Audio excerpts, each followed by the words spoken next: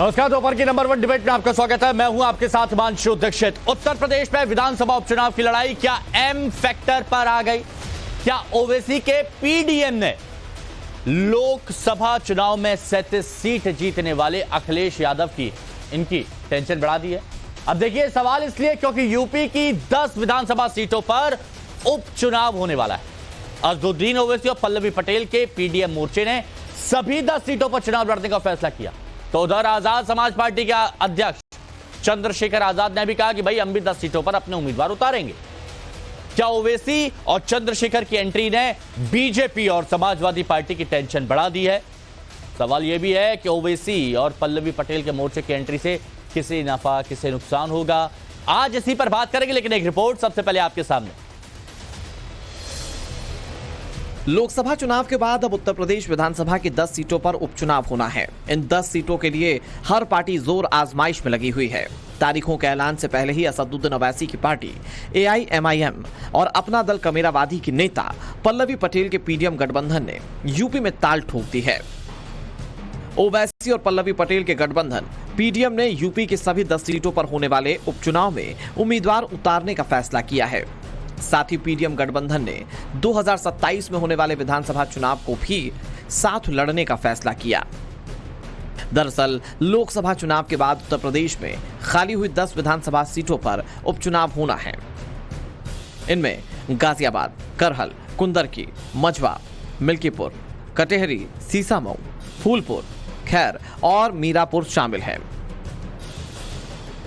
2022 में हुए विधानसभा चुनाव में इन 10 सीटों में से 5 सीटें समाजवादी पार्टी ने और 1 सीट राष्ट्रीय लोकदल ने जीती थी। इसके अलावा 3 सीटें बीजेपी को मिली थी और 1 सीट बीजेपी के सहयोगी दल निषाद पार्टी के खाते में चली गई थी। ओवैसी पल्लवी पटेल के पीडीएम मोर्चे के ऐलान ने क्या बीजेपी, समाजवादी पार्टी और कांग्रेस की टेंशन बढ़ा दी है? ओवैसी और पल्लवी पटेल के गठबंधन का मतलब पिछड़ा, दलित और मुस्लिम है, जिसे अखिलेश यादव के पिछड़ा का तोड़ माना जा रहा है। अखिलेश का पीडीए पिछड़ा, दलित और अल्पसंख्यक है। साफ है, ओवैसी पल्लवी के पीडीएम मोर्चे में मुस्लिमों के मुद्दे पर ज्यादा फोकस है। अगर पीडीएम पिछड़ा, दलित के साथ मुस्लिम वोट को अपने पाले में लाने में सफल होता है तो इसका नुकसान अखिलेश यादव की पार्टी समाजवादी पार्टी को हो सकता है। पीडीएम ने यूपी में लोकसभा की 18 सीटों पर चुनाव लड़ा, लेकिन एक भी सीट पर जीत नहीं मिली। यहां तक कि उम्मीदवार अपनी जमानत तक नहीं बचा पाए। बात करें पूरे देश की तो ओवैसी की पार्टी AIMIM सिर्फ 1 सीट पर जीत हासिल कर पाई। पार्टी प्रमुख असदुद्दीन ओवैसी के अलावा कोई भी उम्मीदवार दिल्ली की संसद तक नहीं पहुंच पाया। इस बीच आजाद समाज पार्टी के राष्ट्रीय अध्यक्ष चंद्रशेखर ने भी 10 सीटों पर अकेले चुनाव लड़ने का फैसला किया है। ऐसे में साफ है कि 10 सीटों पर होने वाले उपचुनाव की लड़ाई रोचक होने वाली है। सवाल है कि क्या ओवैसी और पल्लवी पटेल का पीडीएम मोर्चा सीट जीत पाएगा या फिर वोट काटेगा? सवाल यह भी कि पीडीएम मोर्चे के उपचुनाव में ताल ठोकने से किसे नफा और किसे नुकसान होगा। ब्यूरो रिपोर्ट, टाइम्स नाउ, नव भारत। तो देखिए, आपने ये रिपोर्ट तो देख लिया। अब जो मेहमान हमारे साथ जुड़े हैं उनसे हम आपको मिलवाते हैं। हमारे साथ बीजेपी के प्रवक्ता जुड़े हुए हैं। बीजेपी के प्रवक्ता समीर सिंह हमारे साथ में हैं। हमारे साथ में सूर्य प्रकाश महतिल साहब हैं, राजनीतिक विश्लेषक हैं। लोकेश जिंदल जी कांग्रेस की तरफ से हमारे साथ में है। तारिक खान साहब समाजवादी पार्टी के प्रवक्ता हमारे साथ में, और हाजी मेहरुद्दीन रंगरेज AIMIM के प्रवक्ता हमारे साथ में है। आप सभी का बहुत बहुत स्वागत है। लगता है रंगरेज साहब की ओवैसी साहब से बात हो रही है। चलिए, कोई बात नहीं। अच्छा, अब मेरे को सबसे पहले ये बताइए कि 10 सीटों की बात की जा रही है, तो तारिक भाई, 10 में से कितनी सीटें जाएंगी? मतलब अगर आप लोग साथ में लड़ रहे हैं, कांग्रेस और अगर आप साथ में लड़ रहे हैं, तो 10 में से कितनी सीटें ले जाएंगे? नहीं, ले क्या जाएंगे, मतलब कॉम्बिनेशन क्या होगा ये तो पार्टी तय करेगी ना कि कितने सीटों पे ये लड़ेंगे, हम लड़ेंगे। और हम तो 10 के 10 जीतेंगे भैया। आप सभी लोग जीतने के लिए, अभी आप बीजेपी से पूछेंगे तो वो भी कहेंगे हम 10 के 10 जीतेंगे, तो सभी लोग 10 के 10 जीतेंगे। अच्छा, पहले इसी पर थोड़ी सी बात कर लेता हूं, उसके बाद फिर मैं डिटेल में जाऊंगा। हाँ समीर जी, बताइए 10 में से कितनी सीट? जी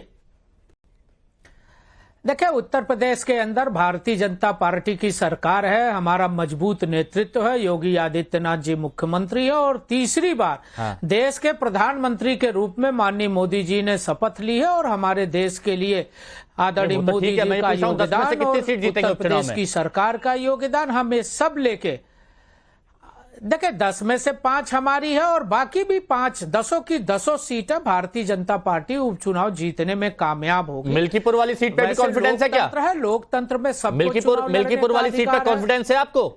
निश्चित रूप से देखिए मिल्कीपुर भी हम जीतेंगे, हम कानपुर भी जीतेंगे, हम बाकी सीटें भी जीतेंगे और मैं इतना विश्वास, करहल भी जीतेंगे। अरे वाह।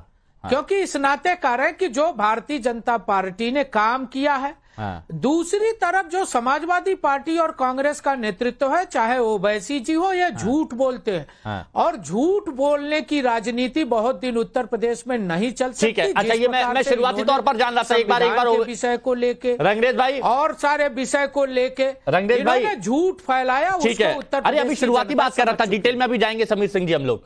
हाजी महरुद्दीन रंगरेज साहब में, रंगरेज साहब पीडीएम चुनाव लड़ रहा है और आप लोग कह रहे हैं कि पूरी 10 सीटों पर लड़ेंगे, कितनी उम्मीद लेकर चल रहे हैं? जीतेंगे या फिर डैमेज करेंगे दूसरों को? देखिए, जीतना और हारना जो है ना वो स्टूडियो में तय नहीं होता, वो जनता तय करती है। और मैं आपके कॉन्फिडेंस की बात पूछ रहा हूँ। हाँ नहीं, हमारा कॉन्फिडेंस तो पीडीएम जो है मजबूती से चुनाव लड़ेगी और जीत और हार जो है वो जनता के सामने जो है हम अपने मुद्दों को रखेंगे।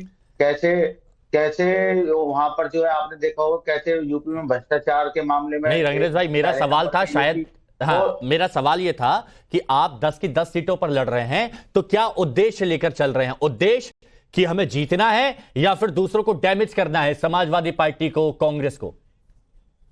नहीं, हमें तो जीतेंगे और 10 पे चुनाव लड़ रहे हैं तो देखिए आगे। मैं तो कह रहा हूं ना बार बार कि जनता फैसला करती है लोकतंत्र में कि कौन जीतेगा। और आप जो बार बार कह रहे हैं कि मैं डिजिट तो बता नहीं सकता कि कौन जीतेगा, और हमारे महंगाई, बेरोजगारी, भ्रष्टाचार, ये सारे मुद्दे हैं जिनको लेके हम जनता के बीच में जाएंगे। महंगाई, बेरोजगारी, ये सारे मुद्दे हैं, उन पर बात करेंगे। अगर जनता इन मुद्दों पर हमें वोट देगी तो वेलकम करेंगे। ठीक है लोकेश जी, क्या ये पीडीएम जो है वो आपको डैमेज करने के लिए आप लोगों को, क्योंकि समाजवादी पार्टी कांग्रेस काफी मजबूती के साथ उत्तर प्रदेश में बढ़ रही है, तो क्या उनको डैमेज करने के लिए यही आपको समझ में आ रहा है या फिर कोई और वजह? नमस्कार। देखिए, ये जो धर्म की राजनीति है यूपी में नहीं चल रही, इसका उदाहरण जो बीते लोकसभा के इलेक्शंस थे उसमें देखा गया कि भाजपा अयोध्या फैजाबाद की सीट भी हार गई। अच्छा। उसका कारण यह था कि धर्म के नाम पर लोगों से वोट मांगने का फॉर्मूला पूरी तरह से फेल हुआ है उत्तर प्रदेश में। उत्तर प्रदेश में किसी भी धर्म का व्यक्ति हो, वो आज मूल मुद्दों की बात कर रहा है। जमीनी स्तर पर जो मुद्दे हैं, बेरोजगारी, महंगाई, कमाई, पढ़ाई, दवाई, इन मुद्दों पर अच्छा हुआ तुकबंदी में यहां पर रुक गए अच्छा, लेकिन मेरे को एक बात बताइए, क्या ये आप मानते हैं कि ये जो पीडीएम है, मतलब रंगरेज साहब हैं, एआईएमआईएम हैं, पटेल जी हैं, ये डैमेज करेंगी? क्योंकि ये देखिए, ये मैंने इसलिए शॉर्ट में आपसे पूछा, डैमेज करेंगी आपको ये लगता है या नहीं? देखिए हिमांशु जी, ये बिल्कुल भी डैमेज नहीं करेंगी। इसका स्पष्ट कारण ये है कि आज जनता जान चुकी है कि एआईएमआईएम के मंसूबे क्या है। अच्छा। ये किस मंशा के साथ चुनाव लड़ते हैं और किस मंशा के साथ कैंडिडेट्स उतारते हैं। ये एक बी टीम, भाजपा की बी टीम की तरह चुनाव में आते हैं और केवल इनका एक प्रयास होता है किसी तरह से वोट काटे जाए। अच्छा, बी टीम बनकर आते हैं लेकिन जेड बन के रह जाते हैं, सब पे जमानत जब्त हो जाती है। बिल्कुल। और इस बार ये आपकी बात बिल्कुल अच्छी नहीं लगी उनको, रंगरेज साहब को। अब बताइए सूर्य प्रकाश जी, ये क्या है? मतलब समीर सिंह जी कह रहे हैं हम 10 सीट जीतेंगे, तारिक भाई का कॉन्फिडेंस अलग ही लेवल पर है और होना भी चाहिए, समाजवादी पार्टी ने बहुत अच्छा भी किया है, रंगरेज साहब का भी कॉन्फिडेंस बहुत हाई है। आखिर क्या होगा उपचुनावों में, जरा ये बताइए अपना विश्लेषण आप। धन्यवाद। पहले तो आपको और पूरे देश को भारत माता की जय, वंदे मातरम। और आपने मुझसे कहा विश्लेषण करने के लिए, तो थोड़ा सा मुझे समय दीजिएगा, मैं विश्लेषण कर देता हूं। ठीक है, मैं देखिए तारिक भाई ने जो कहा कि हम सभी सीटें जीतने के लिए लड़ रहे हैं, बहुत अच्छी बात है, जीतने के लिए लड़ना भी चाहिए। हर एक राजनीतिक दल जब चुनाव में उतरता है तो वो ये ठान के उतरता है कि मैं जीतूंगा। वो भले ही अलग बात है कि जमानतें भी जब्त हो जाती हैं। अब जब से लोकसभा चुनाव में समाजवादी पार्टी और कांग्रेस के गठबंधन ने उत्तर प्रदेश में अच्छा प्रदर्शन किया, उसके बाद से आप देखिए लगातार खबरें आ रही हैं, कहीं लड़की छेड़ने की, कहीं गुंडाई करने, कहीं गोली चलाने की। तो बाबा जी की पुलिस फिर एक्शन में आ गई, उन्होंने एनकाउंटर किया और ये लोग चिल्लाने लग गए। पहली चीज, जनता ने इस बात को एहसास कर लिया कि हमने वो जो चौधरी चरण सिंह जी की जो एक बात थी कि जिस गाड़ी पे लगा होगा सपा का झंडा उसमें बैठा होगा गुंडा, वो फिर से चरितार्थ होने लगी है।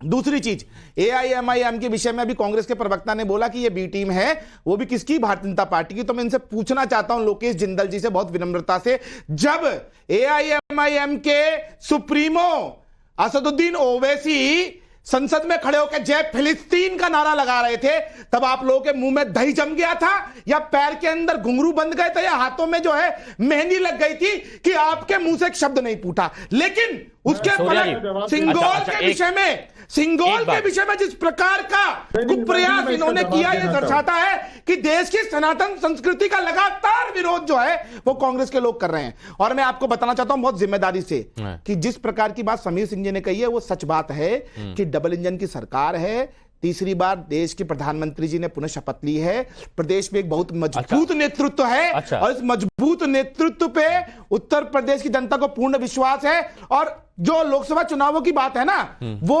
आप लोगों ने जो जनता को बहलाया, फुसलाया और बरगलाया, ठकाठक फटाफट छटाछट वाले जो सर्टिफिकेट लेके जनता घूम रही है ना लोकेश जी, आप चिंता मत करिए, वो जो समाजवादी पार्टी के प्रवक्ता घर से निकल नहीं पाओगे इस बार। अच्छा, जनता लेके खड़ी है, 1 लाख रुपया दो, सूर्यप्रकाश जी 8500 रुपया दो। सूर्यप्रकाश जी बताइए, मैंने विश्लेषण करने के लिए कहा, आपने तो अपने अंदर का गुबार निकाल दिया पूरा, आपने अंदर का गुबार निकाल दिया इन लोगों का। मैंने कहा 10 सीटों के नारे पे इन लोगों के मुंह में दही जमा रहा। सुनिए ना, बेशर्मों के मुंह में दही जमा रहा। ऐसे मत बोलिए प्लीज, ऐसे मत बोलिए, ऐसे आप यहाँ पर नहीं बोलेंगे, मैं ऐसे बोलने भी नहीं दूंगा। देखिए, मैं ऐसे बोलने भी नहीं दूंगा, अच्छा नहीं लगता कि आप किसी को इस तरह से बोले। देखिए, फलस्तीन वाले मुद्दे पर हमारी बहस हो चुकी है, हमने उस पर चर्चा की है और ये बात सबने देखी भी है। लेकिन आज जिस मुद्दे पर है, मैं वापस ट्रैक पर लौटना चाहता हूं। और अब तारिक भाई, शुरुआत में कम वक्त दिया था क्योंकि मैं जानना चाह रहा था कितनी कितनी सीटें हैं। अब मैं आपको वक्त देता हूं, प्लीज आपकी बारी, बताइए। आपका ऑडियो एक बार देखिएगा प्लीज, म्यूट है क्या?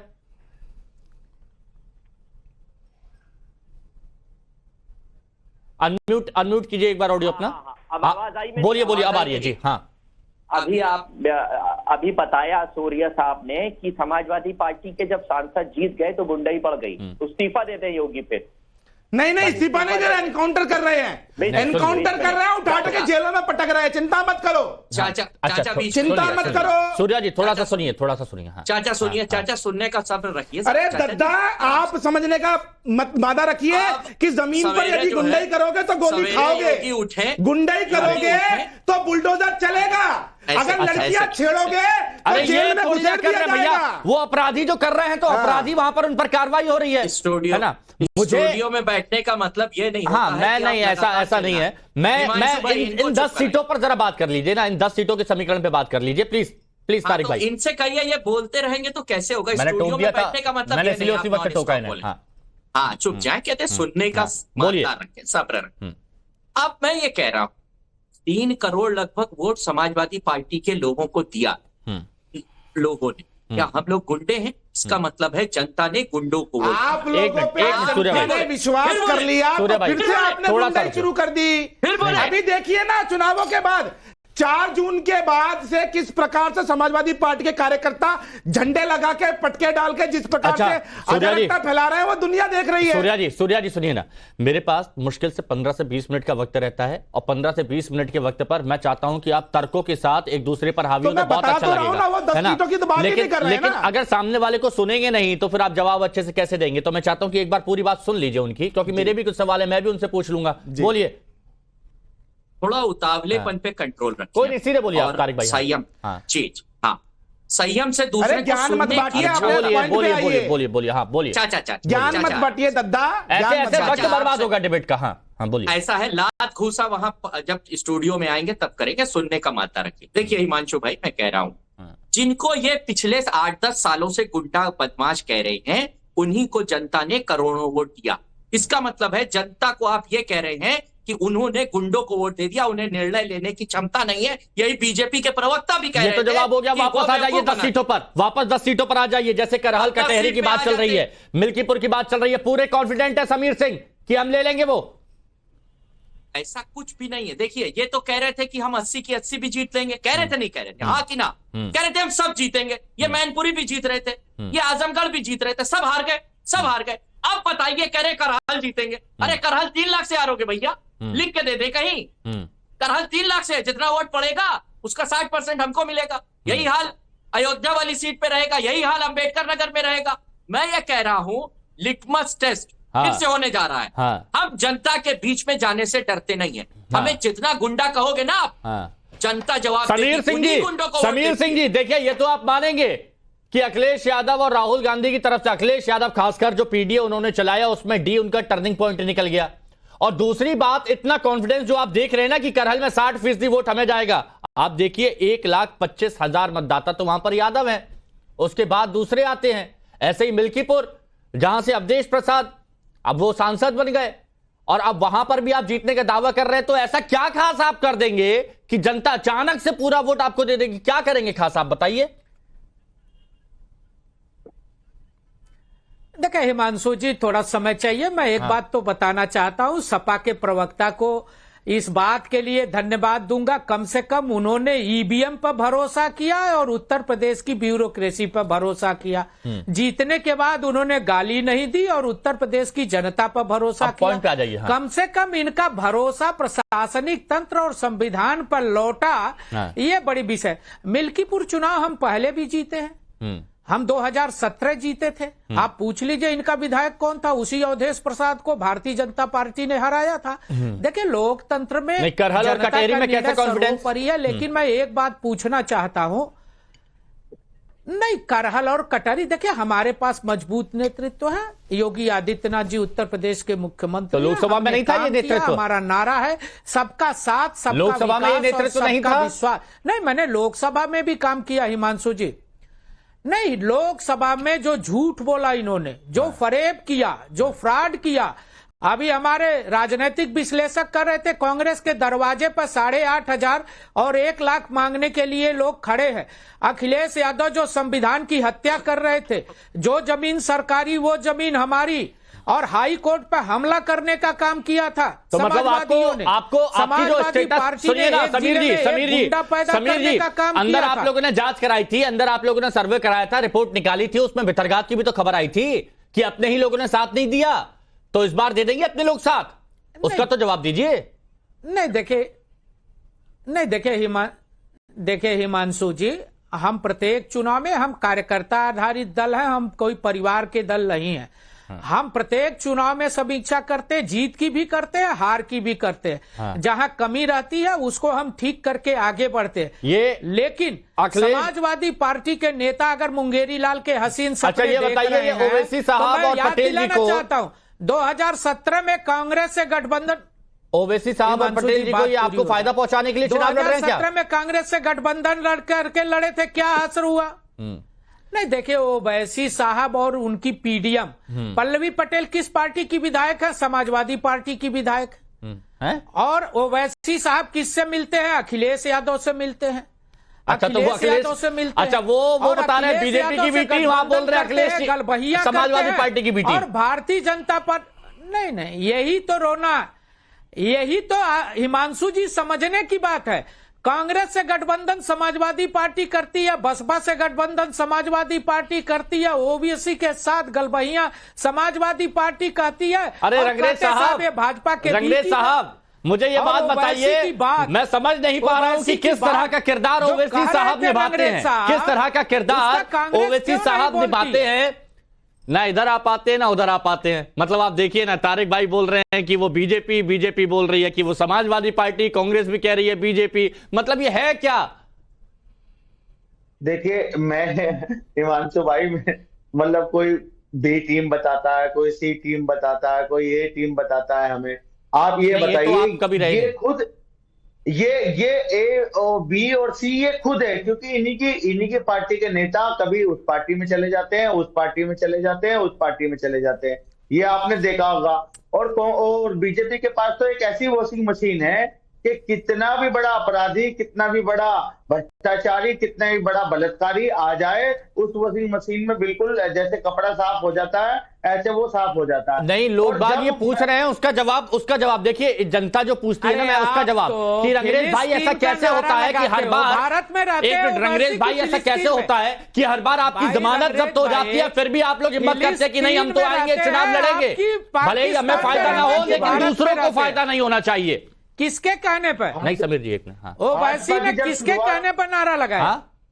भैया भाजपा की जब सरकार, उन्होंने पार्टी की स्थापना की तब उनके 2 सांसद थे, और मगर जब उन्होंने मंडल और कमंडल की राजनीति करी तो उनका जो है धीरे धीरे उनका विकास हुआ। तो आप कौन सी राजनीति करेंगे? पार्टी अभी संघर्ष कर रही है, ये जय फिलिस्तीन की राजनीति करेंगे, धीरे धीरे आतंकवादी की राजनीति करते हैं, ये बांटने वालों की राजनीति करते हैं, ये भ्रष्टाचारी बलात्कारियों को अपनी पार्टियों में लाने की राजनीति करते हैं, और ये मुस्लिम जो तुष्टीकरण की राजनीति करते हैं, हम दो हमारे 70 और सबके हाथ में ईंट पत्थर की राजनीति करते हैं। ये नहीं आप नहीं आप क्या यहाँ पर काय की जयकार लगा रहे हैं आप रंगरेज भाई? जय फिलिस्तीन बोल रहा हूँ, ये मेरे से पूछ रहे थे कि तुम्हारा क्या स्टैंड है, हमने बता दिया हमारी पार्टी का हमारा स्टैंड है। हाँ। फिलिस्तीन को जो है आजादी आपने फिलिस्तीन के लिए बोल दिया, अब आप फिलिस्तीन के लिए इतने कॉन्फिडेंस के साथ कह रहे हैं तो भारत के लिए भी कह दीजिए।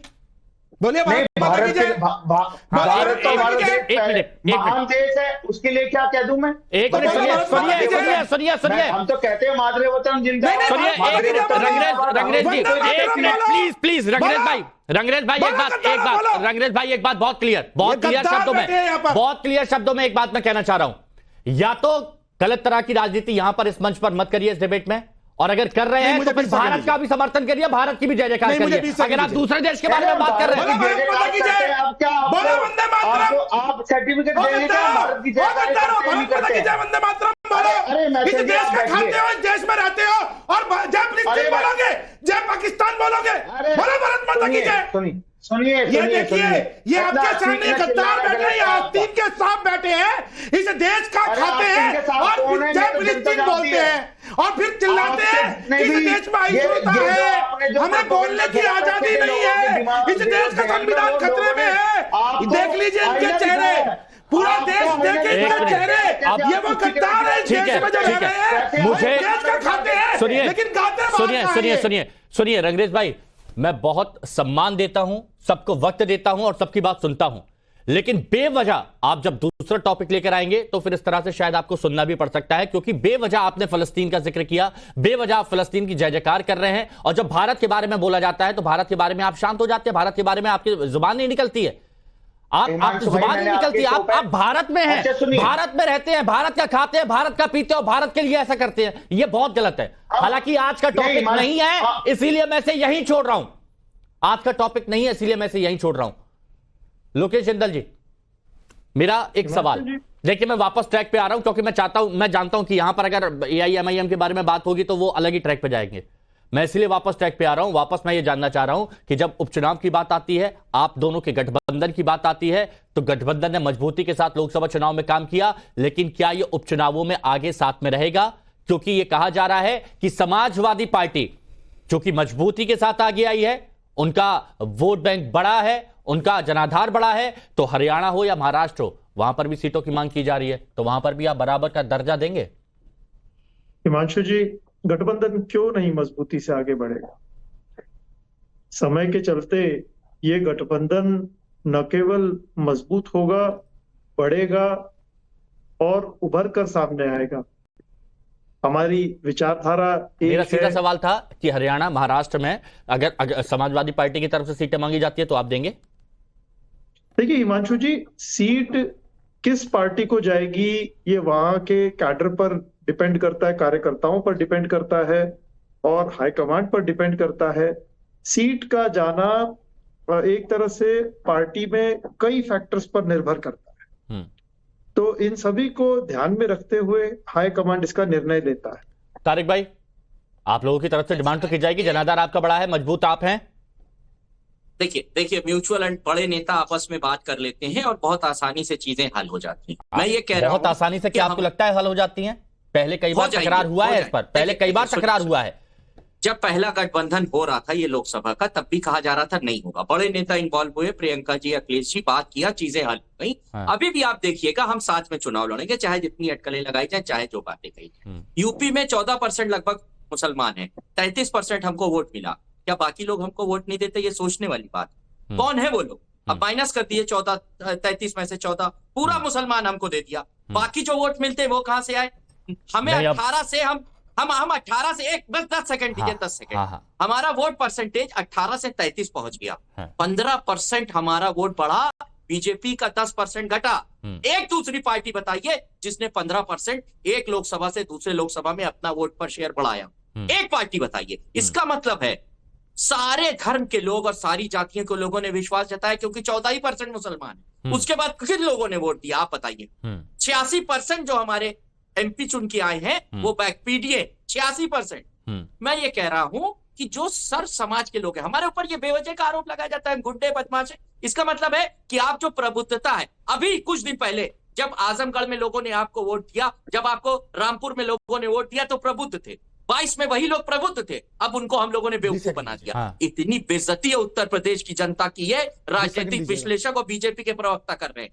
हमने जनता को बेवकूफ बना दिया। इसका मतलब है कि आप कह रहे हैं कि वो प्रबुद्ध नहीं है, वो समझदार नहीं है, यूपी की जनता बेवकूफ है। हमने अगर उनको बेवकूफ बना दिया, नहीं, यूपी की जनता के बारे में तो कभी कुछ कहा ही नहीं गया, लेकिन कांग्रेस की उन्होंने जिक्र किया कि कांग्रेस की तरफ से जो कहा गया था खटाखट जाएगा बैंक अकाउंट में, उस पर भरोसा हुआ, ये कहा गया। 20 सेकंड दीजिए मुझे, सुन तो लीजिए, 5 सेकंड दीजिए और 10 सेकंड दीजिए, ले लीजिए, फिर मैं आ रहा हूं। आप बीजेपी के प्रवक्ता और राजनीतिक विश्लेषक लगातार कह रहे हैं हमने झूठ फैलाया। इसका मतलब है कि जनता कि आप जो उसका एनालिसिस करने का तरीका आप उस पर शक कर रहे हैं। जनता को तो सब पता है। मोदी जी ने तो कहा कि खुद अम्बेडकर आ जाएंगे, अभी दूध का दूध पानी का पानी करता हूं। इसका मतलब है कि जनता ने आपकी नहीं सुनी, हमारी सुनी। ठीक है, बताइए, जनता ने आपकी नहीं सुनी, इनकी सुनी है ये? हाँ बताइए। दूध का दूध और पानी का पानी कर देता हूँ। समाजवादी पार्टी के प्रवक्ता से सिर्फ एक प्रश्न मैं पूछ रहा हूँ। आप बहुत पीडीए चिल्ला रहे हैं और ओबीसी समाज के लिए बड़ा झंडा बदार है आप। आपने कहा ना कि आपके जितने भी कैंडिडेट्स हैं उसमें से 80% जो है पिछड़े आए हैं। मैं आपसे पूछता हूं, जिस पिछड़ा वर्ग के लिए आरक्षण दिया गया तेलंगाना में और कर्नाटक में, उसमें 4% जो धोखे से डाका डाला गया मुसलमानों को दिया गया पीछे के रास्ते से, आप उसका समर्थन करते हैं या विरोध करते हैं? या उत्तर दीजिए आप बैठकर।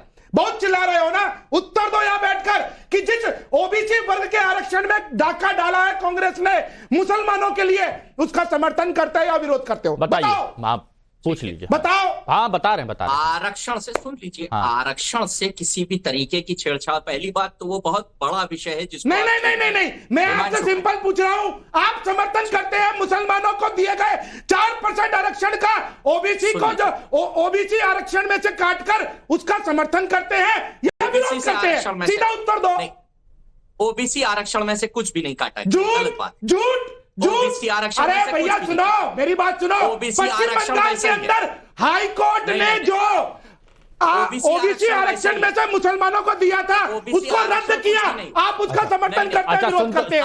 सुन तो लीजिए क्या कह रहे हैं, एक बार सुनिए। ओबीसी आरक्षण देखिए, यहाँ बैठकर आपके चैनल पर ये फर्जी बात फैला रहे हैं। मैं जनता से कहूंगा आप लोग गूगल कीजिए, कर्नाटक के लिए, तेलंगाना के लिए और पश्चिम बंगाल के लिए किस प्रकार से इस इंडी गठबंधन ने ओबीसी समाज के आरक्षण में से 4% से ज्यादा आरक्षण जो है सूर्य प्रकाश जी आपने बात रखी, अभी बात गई, अब तारिक कह रहे हैं वो सुनिए तो। हाँ अब सुन लीजिए मेरी बात। कहीं से ओबीसी का आरक्षण कम नहीं किया गया और यही सवाल तो कहां से दिया? करना चाहिए। 27% में 27% ओबीसी के लिए था, कहां से दिया आरक्षण? बताओ 4% कहां से दिया? एक सेकंड, यही परमिशन है क्या? बता रहे हैं। यही सवाल बीजेपी से भी पूछ लीजिए। चंद्रबाबू नायडू 4%। ना, तुम भागो मत तारिक भाई, बताओ। यहाँ पर बैठकर बहुत ओबीसी चिल्ला रहे थे ना आप। बिल्कुल ओबीसी की जहां बात आएगी उसके ओबीसी के साथ है। ओबीसी को लूट रहे हो, आपने बरगलाया है ठकाठक फटाफट छटाछट से उत्तर प्रदेश की जनता को, और इन 10 इलेक्शंस में आपको जवाब मिलेगा। आपकी जमीन हिलने लगी है, चिंता मत करो, जमानतें जब्त होगी आपकी। ये इनके लिए है। तो समीर जी सच बताइएगा, धक तो बीजेपी के अंदर भी हो रही होगी कि कहीं अगर इस बार ये दूसरी जंग जो है, अगर इस दूसरी जंग में भी नुकसान हो गया तो फिर क्या करेंगे योगी जी? फिर क्या करेंगे आप? नहीं देखिए हिमांशु जी एक तो मैं समाजवादी पार्टी के प्रवक्ता जो झूठ बोल रहे हैं, इसी झूठ की बात मैं कह रहा था कि हम उत्तर प्रदेश की जनता का अपमान कर रहे हैं। अरे भाई तारिक जी, आप मुसलमान से तो अपना वक्तव्य शुरू कर रहे हो कि उत्तर प्रदेश का 18% मुसलमान, 16% मुसलमान हमको दिया, बाकी समाज के लोग आपके दुश्मन हैं।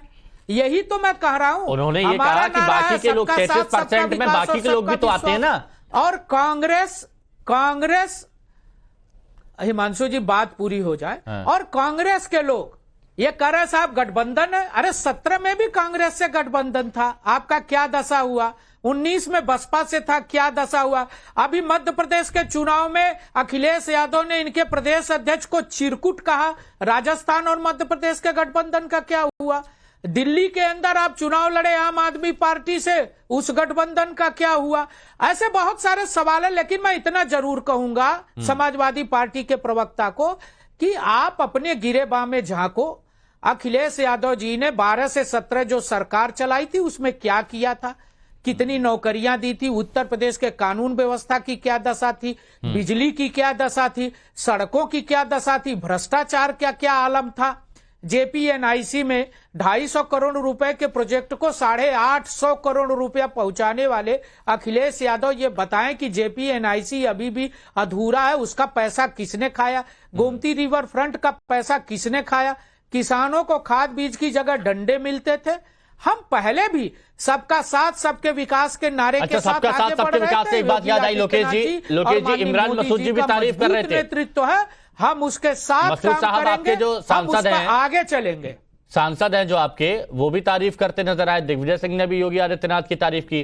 तो उधर से वो समाजवादी पार्टी की तरफ से अंसारी साहब, उन्होंने कहा कि योगी जी अगर थोड़ा कम प्रचार करते तो कम सीटें आती, योगी जी की वजह से इतनी सीटें आई हैं। तो मतलब वो ये मान रहे हैं कि योगी जी ने कुछ काम तो किया है। तो इस पर क्या कहेंगे, क्या ये भी इफेक्ट डालेगा? हिमांशु जी, उत्तर प्रदेश के चुनाव का जो लोकसभा में नतीजा आया है, वो एक पूरी तरह से भाजपा की नीति की हार है।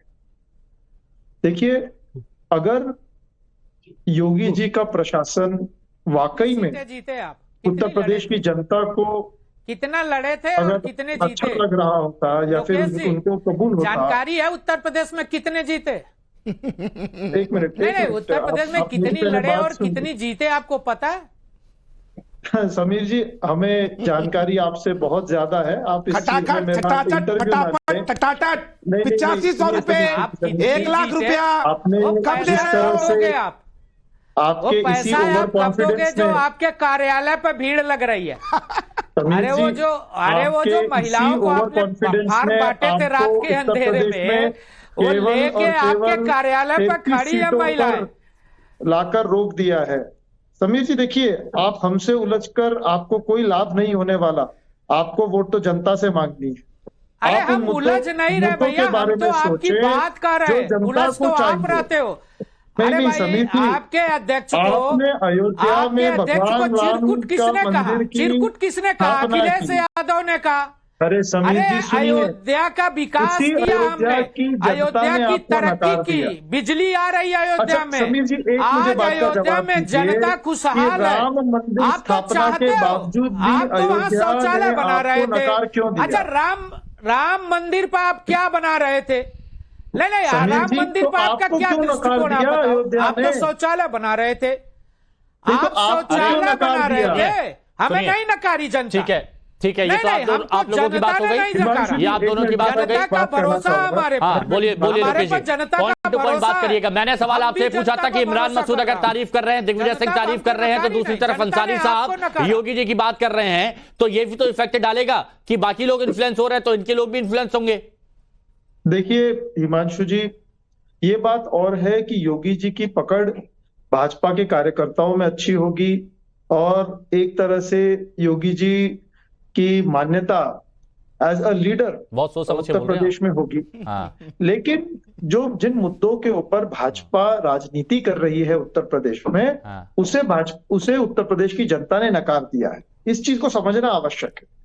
तो आप आज के डेट में केवल और केवल मैंने फिर कुछ और पूछा था, आपने फिर कुछ और बोल दिया। आप समझो तारिक जी, हाँ रोहित जी, आप समझो मंदिर कभी हमारे लिए राजनीति का विषय नहीं रहा। ठीक है लोकेश जी, नहीं, आज मंदिर का टॉपिक ही नहीं है। समीर जी रुकिए, समीर जी रुकिए। हाँ तारिक भाई, विषय नहीं है। सुनिए, नहीं, हमारे लिए आस्था का विषय है, राजनीति का विषय नहीं है। लेकिन आज का विषय नहीं है, आज का विषय नहीं है ना मंदिर ना धर्म। आपके लिए राजनीति का विकास है। बहुत विकास किया आपने। दरोगा भर्ती से लेकर 19 पेपर लीक कराए इन्होंने, खैर। और अयोध्या की सारे सड़कें जो है वो बनाई थी, गुजरात की कंपनी थी, सब बह गई। 8500 रुपए हम जनता को देंगे। बहुत इंपॉर्टेंट बात कहने जा रहा हूँ हिमांशु भाई। बताओ ना कितनी नौकरी हम तो पैसे जो कांग्रेस 6.5 लाख सरकारी नौकरी दी। सुनिए बहुत इंपॉर्टेंट बात कह रहे हैं। किए थे 5 साल लोकेश भाई भी सुनिए, हम 8500 रुपए देंगे दिए थे, बता दो। ये 6 महीने में इनकी सरकार गिर जाएगी, हम सरकार बनाएंगे, सब खटाखट फटाफट झराझर भरा। अरे तो जो कांग्रेस के राज्य हैं वहां पे खटाखट चलाओ ना, तेलंगाना में चलाओ ना, हिमाचल प्रदेश में चलाओ ना, कर्नाटक में चलाओ ना। अरे चलाओ ना वहां पर, नहीं वहां चलाओ ना, वहां क्यों नहीं चला पा रहे हो भैया?